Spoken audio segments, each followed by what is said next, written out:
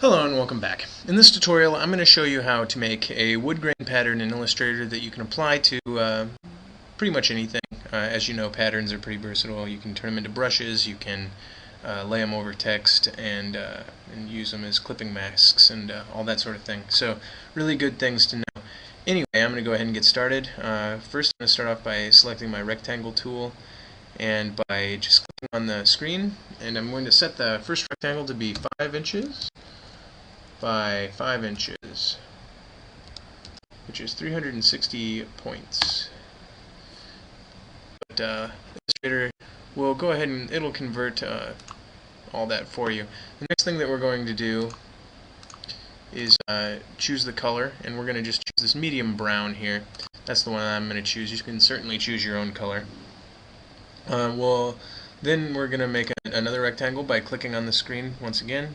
And this one's going to be 2.5 inches by 0.25 and we'll press OK, and that'll make that for us. And then after that, what we'll do is go up to, with the smaller rectangle selected, we'll go up to Effect, down to Sketch, and down to Graphic Pen.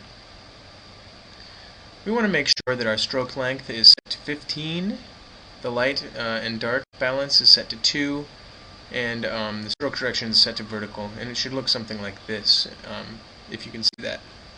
And then press OK. The next thing that we'll do after you do that is go to Object and Expand Appearance. And directly after that, we will go to Object, Live Trace, and we're going to go ahead and set some tracing options for our live trace that we're about to do on that small rectangle. Most of them are going to stay the same, but we do want to make sure that the mode is set to black and white. We want the path fitting over here to be set to 1. We want the minimum area to be set to 1, and we want the corner angle to be set to 1. And then we also want to make sure Ignore White is checked. And we'll go ahead and just hit Trace, and then that's what you get.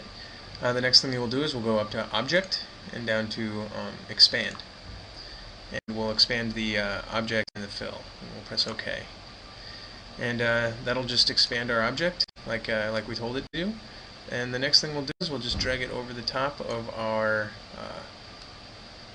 brown square that we made earlier, and just kind of size it to be exactly the same size. And what we'll do now with that is pick a darker brown color to color those colors in with. So I'm just going to choose the darkest brown in our default swatches, and it should look something about like this right now. So we're pretty close to where we want to be. As you can see, it's a very uniform up and down stroke pattern, so what we're going to want to do is kind of add a little variance in there.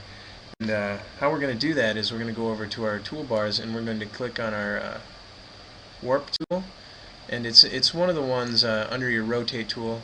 You'll just click and hold, and you'll go down and select the warp tool. You could also press Shift R on your keyboard.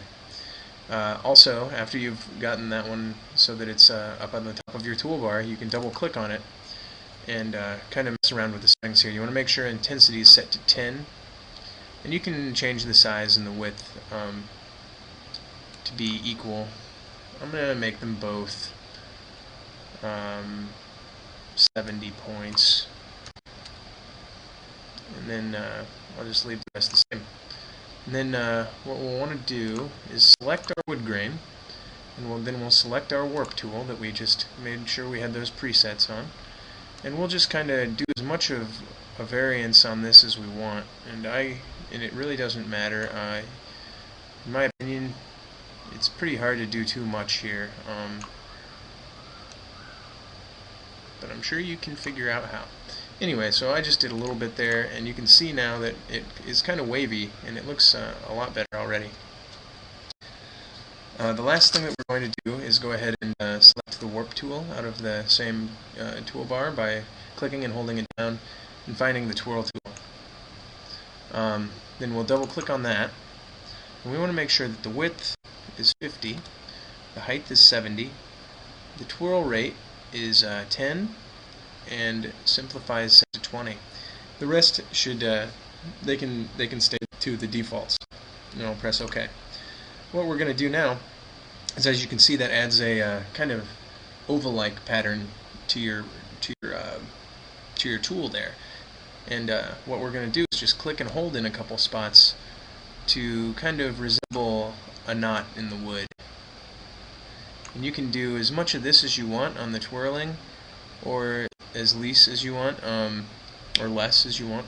And if you kind of pick areas that have a little bit more darkness in them, it can kind of work to your benefit, in my opinion. So we'll just do a couple. This one's already kind of twirling, so we'll just add a little bit more. Let's do a really strong one and see what that looks like.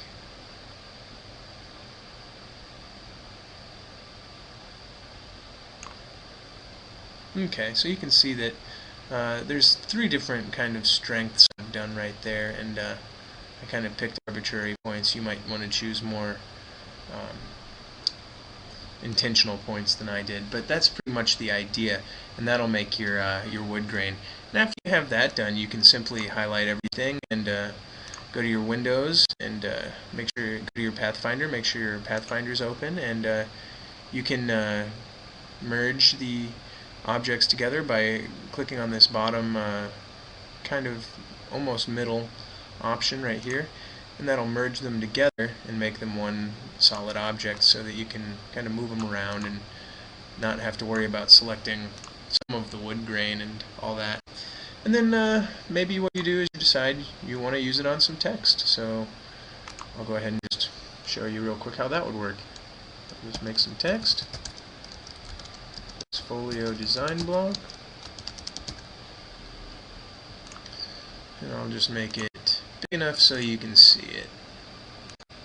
I'll make it bold. And let's just work on we'll zoom in on this, and we'll just be working on the first part here so that you can see it. I'm going to zoom right in there. And we'll select both of them and press Control Z, or 7, excuse me, Control 7. And that'll lay that wood grain right over your text. And then you can still change the text if you'd like. Maybe you want to add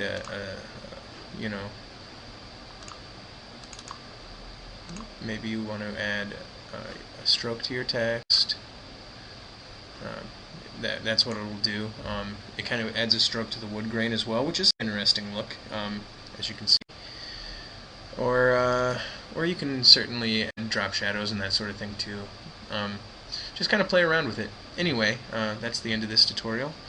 Thanks for watching.